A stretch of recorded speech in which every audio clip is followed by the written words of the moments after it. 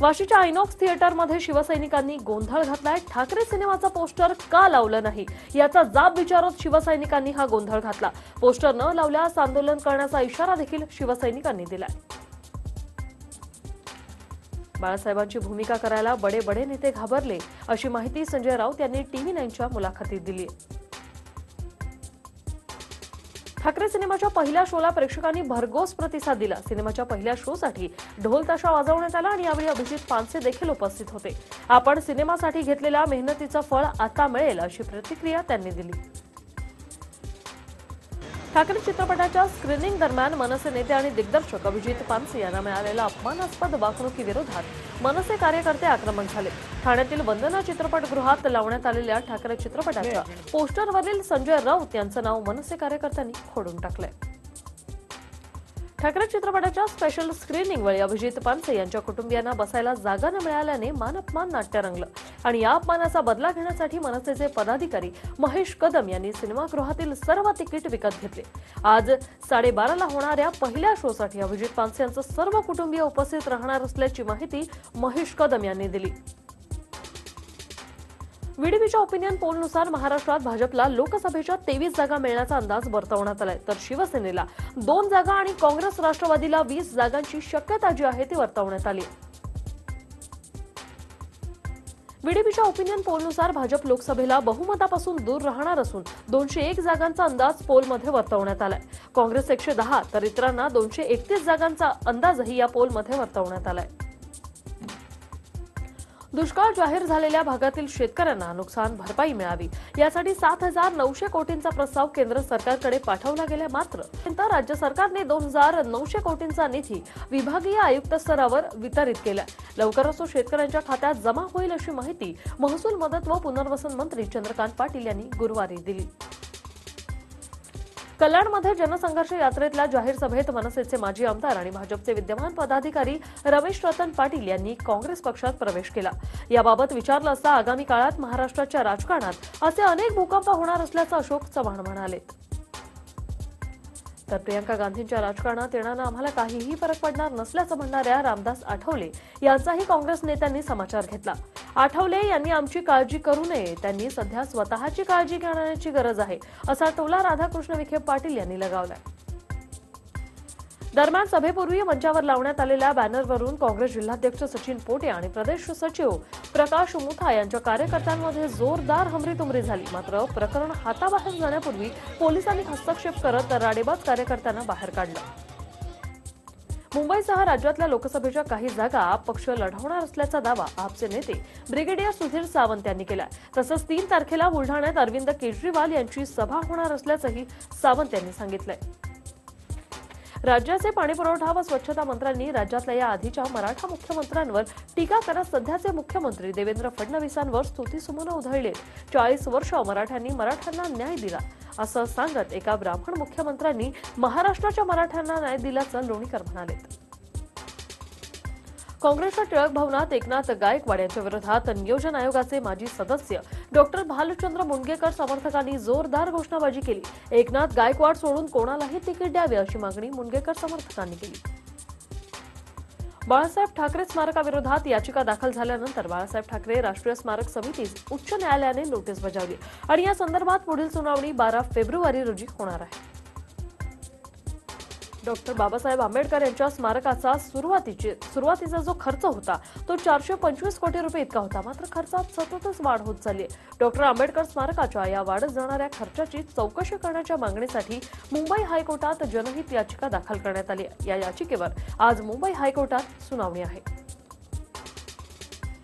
ही याचिका जनहित मंचचे मुख्य भागवंजी रयानी यांनी केली असून या याचिकेवर आज मुंबई हायकोर्टात सुनावणी होणार आहे। नाशकात धुमाकूळ घातलेल्या बिबट्याला जेरबंद करण्यात यश आलंय। वन विभाग आणि पोलिसांच्या मोठ्या शर्थीनं या बिबट्याला जेरबंद करण्यात यश आलेलं आहे। मानवी वस्तीत घुसलेल्या या बिबट्यानं 3 जणांवर हल्ला केला होता आणि बिबट्याच्या हल्ल्यात 3 जण जखमी झाले। रायगड जिल्ह्यातल्या उरण येथे करंजा या मच्छीमार बंदराचा कायापालट करणाऱ्या भूमिपूजन सोहळा करंजा बंदरात पार पडला। ससून डॉकला पर्याय म्हणून करंजा बंदर विकसित होणार असून त्याचं भूमिपूजन मुख्यमंत्री देवेंद्र फडणवीस, केंद्रीय मंत्री नितीन गडकरी यांच्या हस्ते करण्यात आले।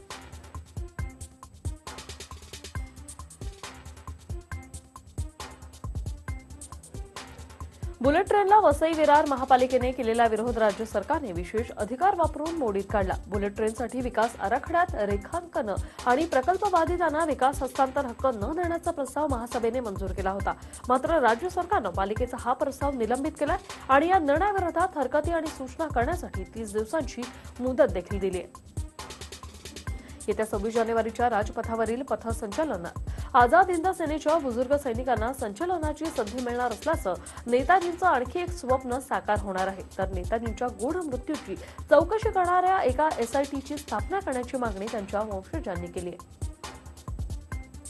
नागपूर जिल्ह्यात अनेक ठिकाणी पावसानं हजेरी लावली। काही ठिकाणी मध्यम ते वादळी पाऊस पडला तर काही भागात गारपीटही झाली।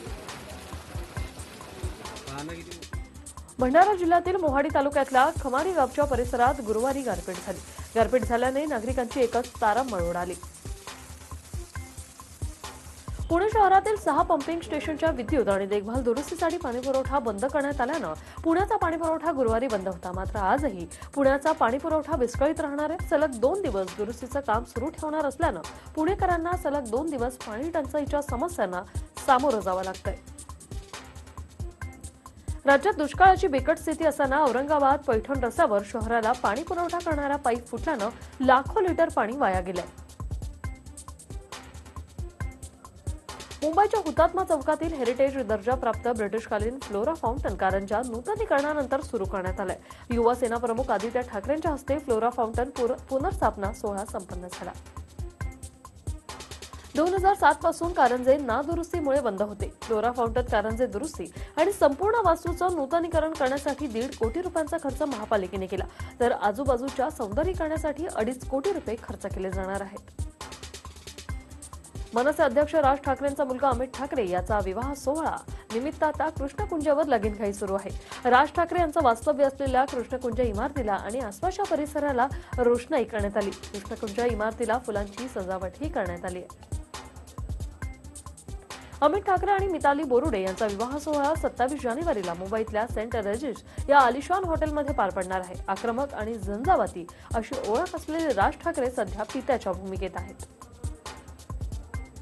पदाचा गैरवापर करत कर्ज दिल्याप्रकरणी सीबीआयनं चंदा कोचर विरोधात गुन्हा दाखल केला। तसंच व्हिडिओकॉन कर्ज प्रकरणी देखील सीबीआयने नरिमन पॉइंट वांद्रे कुर्ला संकुलासह मुंबईतील 4 ठिकाणी आणि औरंगाबाद येथे छापेमारी केली।